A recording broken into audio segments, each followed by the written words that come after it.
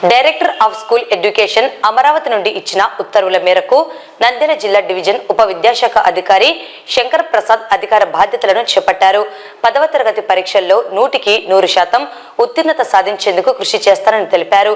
ఈ మేరకు deputy డీఈఓను MEO Brahmam, స్థానిక municipal high school HM Asadullah Hussain ఉపాధ్యాయులు పుష్పగుచ్చాలను అందజేసి స్వాగతం పలికారు. Director of school education Amaravati ఆదేశం ప్రకారము నన్ను నంద్యాల డివిజన్ ఉప విద్యాశాఖ అధికారిగా ఎఫ్ఏసీగా ఆర్డర్స్ ఇచ్చారు. వారి ఆదేశం ప్రకారము నేను ఈరోజు deputy education officer Nandyal division ఎఫ్ఏసీగా బాధ్యతలు స్వీకరిస్తున్నాను. అయితే ఈ డివిజన్లో 10వ తరగతి విద్యార్థుల యొక్క రిజల్ట్స్ 100% సాధించేదానికి మరి ప్రధానోపాధ్యాయులు మరి ఉపాధ్యాయులతో మమేకమై మంచి ఉత్తీర్ణ శాతం తీసుకురావడానికి ప్రయత్నం చేస్తాను.